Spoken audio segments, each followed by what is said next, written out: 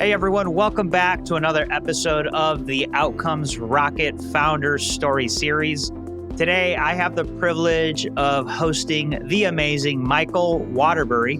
He is the founder and CEO of Goodroot, and they're not taking no for an answer. Healthcare needs to be better, and I'm excited to host him here. Michael, welcome to the podcast. Oh, thank you, Saul, for having me. I really appreciate the opportunity. Hey, listen, it's our pleasure for sure. And look, to kick things off, I'd love just to give you an opportunity to tell us a little bit about what inspired your founder story and why healthcare. Yeah, so I started my career in healthcare a long time ago, 25 plus years ago. There's actually somewhat of a disruptive time. I mean, managed care and HMOs that were starting, and there were some interesting things going on. I started my career at Oxford Health Plans.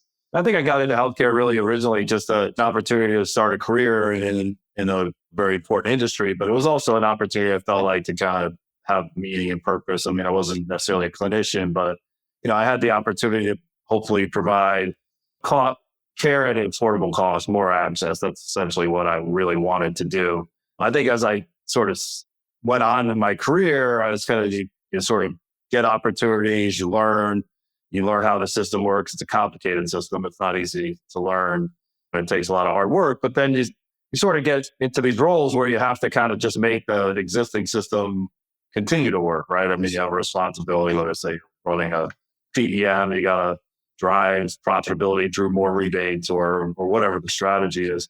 And so I think I, over time, got frustrated with the fact that, I couldn't disrupt what I saw was like just rising costs and challenges for patients. And so, I had the opportunity to start my own company about 10 years ago, and then eventually found Goodroot, and then help others found, say another 10 companies all focused on that mission. It's really, what drives me to do it, I think, is that I just don't feel like the model that we have today is sustainable. I mean, it's like, a family premium 20 years from now is going to be like $50,000. It's not sustainable. And so I think about my kids and my friends and my employees' kids and friends and just really our country, and that, something needs to be done. And then on top of that, I've had a lot of great opportunities. And I think, ultimately it's a great way to give back. And I have a wide knowledge base that I want to use to help people now, because it takes a while to learn enough to have an impact. So, a lot of times folks that are at this point in their career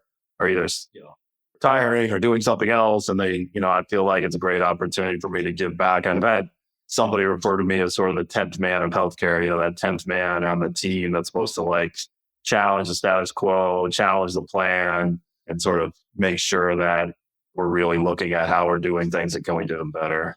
Hey, that's great, Michael. Really appreciate you sharing that. And for the people that are watching and listening to us right now, help them understand what Goodroot does. Let's get into it. Yeah, so Goodroot, I started my first company. We had a rebate management company called Remedy One about 10 years ago. And it takes a lot to sort of have, the guts to go for it, right? I mean, I'm sure you talk to a lot of founders and heard those stories. Absolutely. And what I found to some extent is there was a few things that I just felt like in healthcare, and probably applies to any industry, that were challenging. I mean, one, it was definitely hard to find support. Like you end up working on so many things that aren't your idea, right? Like legal structure, tax structure, website, servers, all this stuff, right? And in reality, if you work in a corporate setting, like you really don't do any of that. So you don't really know what you're doing. So then you try to find help, and you either like that big fish in a small pond and you're getting someone who's inexperienced, or, small fish in a big pond and they don't really care that much about you. And so you're really stuck without the right support. And so, I felt like that was one issue that I experienced. The second issue was money. Like, where do you get your money? How much time do you spend raising money? How much time do you spend updating people who gave you money? That just seemed to be a challenge overall in terms of driving success of an entrepreneur or a new idea.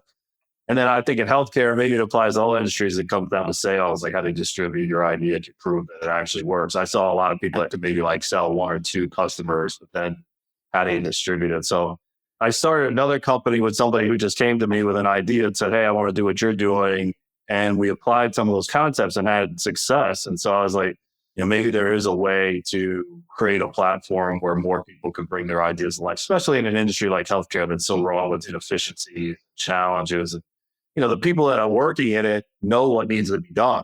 They just either don't feel like they have a platform to make it happen. And so we created Goodroot, really focused on those three things. We've got a great corporate team that does all that stuff for the founder, in terms of legal and finance and IT and marketing and sales. So that takes that pressure off, and not only do they get a great solution, we don't necessarily overcharge them early so that they don't have all that financial pressure.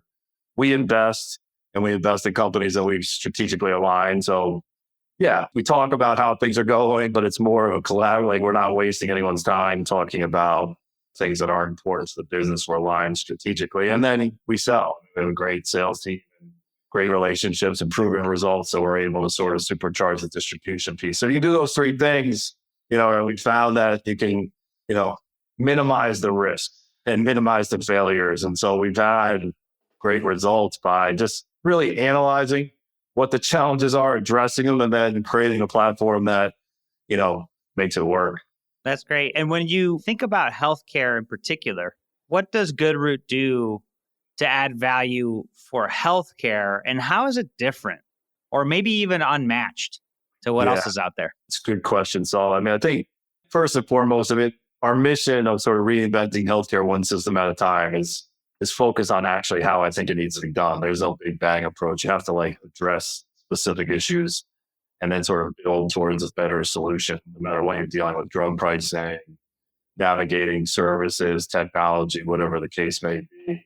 And so that mission, I think, sort of sets us apart. I mean, I think it's important. I think anybody, we're not a nonprofit. You have to balance money and mission. I mean, we need the capital necessary to do these things. And so we work on that every day. Like, we struggle through that. What's mission versus, sort of profitability, and how to find that balance. I think we do a good job of that. But, I think ultimately in healthcare, we put the patient first in all the decisions we make. Like, is this good for the patient? And it sounds simple, but that's why and if it's not good for the patient, you should at least think twice about doing it, right? I mean, if you're promoting a higher cost drug that someone's not going to be able to afford to care for their diabetes, like, why are you doing that, right? So we really focus on that, and I think that differentiates us. I mean, I think a lot of folks would say they do that, but in reality, it's like you have to be committed to that, and that's something that we do. And we build solutions, especially now, that we think are necessary in the marketplace to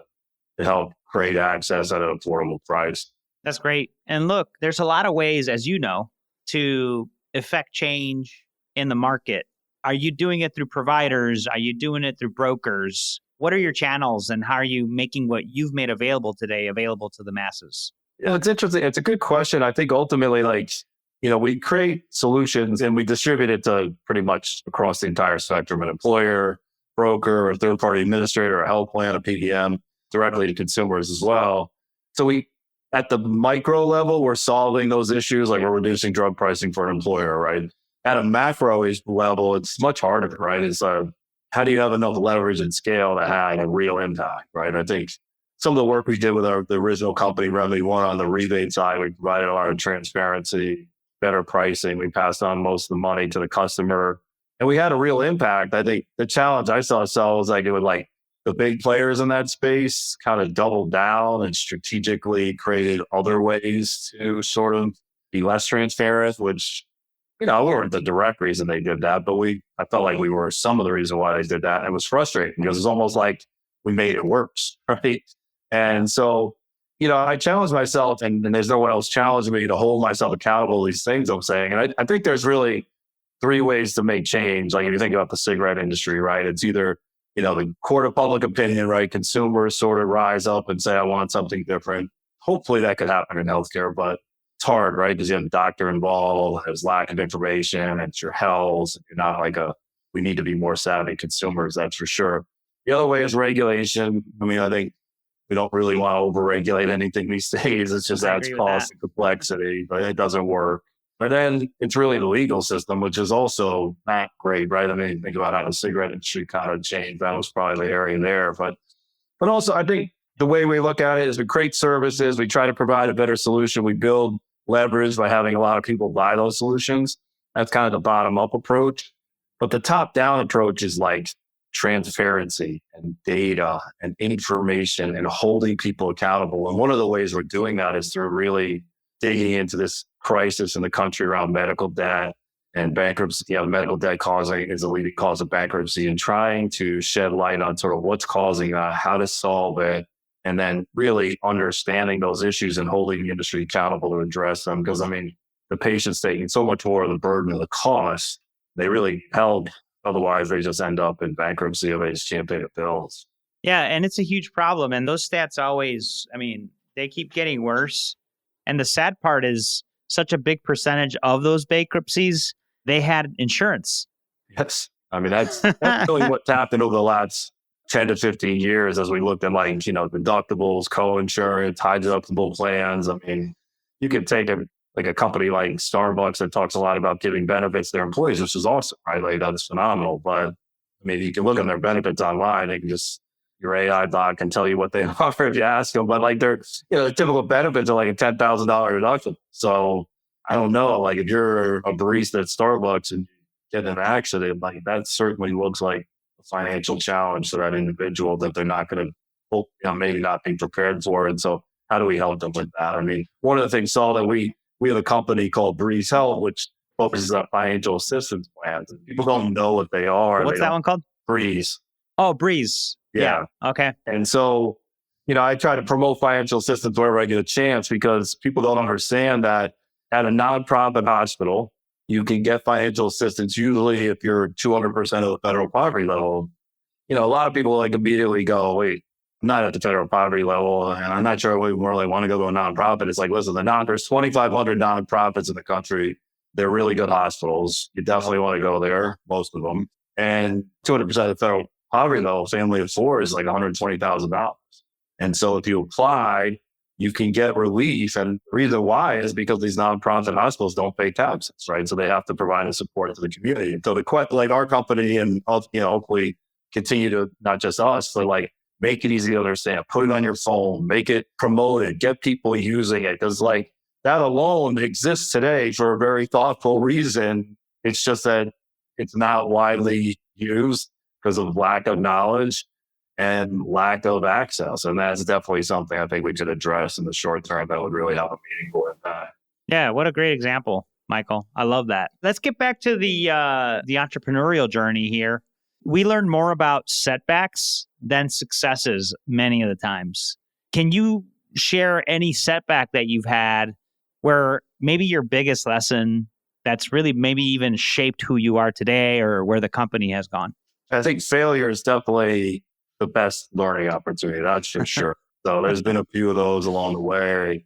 I think you definitely have to learn how to trust people and communicate effectively and delegate effectively if you're going to be effective, right? You have to be able to do that. But I think this thing that I described where it was I felt like if I could just create solutions that worked, sell it to a lot of people, create leverage through capital and lives and people, I could have an impact. And I think it's definitely surprising to me to watch the industry kind of double down and sort of protect itself and then sort of create more problems. And then it's been a really interesting process to sort of challenge yourself and say, if I'm going to have a big impact, how do I do it? Because the way I started, the way I thought I could have a big impact did not. It helped our customers, for sure. But at a macro level, it had sort of the adverse impact, and it was very challenging. So it's definitely a lesson I've learned. There's a ton all around people, right? People are complicated. When I first started my Remedy One, I was anti-corporate. I didn't want anything corporate, right? I wanted the 5-minute meetings and no PowerPoints, the Jeff Bezos stuff. And I wanted efficient decision making. And I didn't want to use sentences that didn't make any sense, right? We did a lot of that. We were very effective. One of the things that's been interesting now that we have 6 companies, really, ultimately, we have created 10 companies and 120 employees. I think there's been a real realization that a lot of things in corporate America are necessary. It's just you have to have a desire to do them right and have the employees' best interests at heart as well as the employers and find the right balance. So I think a lot of the things I thought were anti-employee or corporate's bad or frustrating, as long as you focus on what's right, a lot of those things are necessary to be effective. That was also a pretty big lesson for me. Yeah, that's interesting, right? You go from not wanting to do certain things to you're oh my gosh, I actually need these things in my business for it to function. No HR ever. And now I look on HR all the time. It's like, I need to train people. I need to find the right people. I need to create the right organizational design. I definitely need to create the right incentives. I mean, if you don't do those things well, you're stuck. So like, you just do it right and care about the people, and you'll be fine. If you have the right culture, the right mission, you can sort of set that tone and figure that out. Yeah, that's great, Michael. I love that. Great message for everyone listening. Whether you're with an established organization and probably not in your head right now, or you're an entrepreneur at the beginning of it thinking, oh man, is this real? Well, it's real, guys and gals. It's real. And I appreciate Michael sharing it with us. And I guess, to your point there, Michael, I guess you've made a difference, but you feel like, man, like at the macro level, you wish you could make an even bigger impact. But there's been this kind of like Newton's law, right? Like you get after it and then it just comes right back to you. Yeah, I mean, it's true. I mean, I think we're struggling with that a little bit in our country today, just with inefficiencies, and healthcare is right in the center of it, right? So, you got to keep striving to like have that impact. I mean, I think in our world, in the pharmacy space, I think Mark Cuban's been a voice that's been heard, and I applaud what he's doing. I mean, I think he's said the right things. I mean, it's complicated. People have trouble understanding it, but, he's doing it for the right reason. He really wants to make healthcare affordable for his kids. So I think it's like fine. Eventually we'll keep working at it, and I'll find the right voice, the right platform. I mean, the opportunity to speak to you and your audience is great, but just, like be committed to the mission and continue to learn and explore ways to get there. I mean, we're definitely onto something around medical debt and helping the patients. I mean, that's just an area that everyone can get aligned on. And I think Totally. Data and transparency, we can definitely find a way to hold the industry accountable for what's causing it and start to try to address it. I mean, I think as an employer, we have to give employees the tools they need to manage their exposure to this cost. Otherwise, they're going to get in trouble or get upside down. So you need to help them with tools that help them navigate, negotiate bills, apply for financial assistance. Because if you're spending, I have 120 employees, I think we spent this year, we're going to spend about $1.5 million in healthcare. It's a staggering number. Would I spend another $50,000 to help make sure that $1.5 million made people healthy and productive? I mean, it's a good investment. It's just hard because people are always looking to cut costs, and you need to get people engaged and use these tools. But I think that's a key area where we just need to help patients who are struggling with the current system gather the information, shed transparency, and then start to do something about the bigger issues. That's great, Michael. Well said. Well said. You're already spending 50K to guide it to get. And if your people have bad financial stuff going on, it affects the company. Absolutely. And you're already investing so much money in them. Exactly. Like to give them the tools they need to use it, understand the benefits, and then use them more effectively is, to me, a great investment. It's something we're working at our company, Emory Health and Para are both two solutions that we think are great in terms of being able to get people engaged, educate them about their benefits, and navigate this complex system. And so, we think those are areas where employers should really be looking into those solutions so that they get the most value out of their healthcare dollar. I would call that the last mile, Michael. That's right. That's the last mile. It led me back to the patient, right? Like I got to be able to help that. Like I see people in my own community or my friends and family, hey, you got to help me with this. And from my first companies, I couldn't really help the individual. Now we definitely can. And it's an exciting time for us. That's awesome. Well, Michael, look, I really appreciate you coming on to the Outcomes Rocket and sharing your story. Where can people learn more about you as well as Goodroot? You can definitely follow Goodroot on LinkedIn and me as well. I mean, obviously our website, www.goodroot8.com is a great place to get information. We're really active on social media. We got a lot going on. So a lot of studies, a lot of surveys, a lot of information. So reach out to us. And then, listen, if you're an entrepreneur that's interested in exploring Goodroot, you can do that as well. I mean, we're always evaluating new opportunities and new solutions. So that's where you can find us. Outstanding. Michael, thank you so much. And ladies and gentlemen, thanks for tuning in to another episode of the Outcomes Rocket. So excited that you joined us today with Michael Waterbury, founder and CEO of Goodroot. Make sure you check out the show notes for ways to get in touch with him and find out what Goodroot is up to make healthcare more affordable for all of us. Michael, thanks for being here. Thank you, Sal. I appreciate it.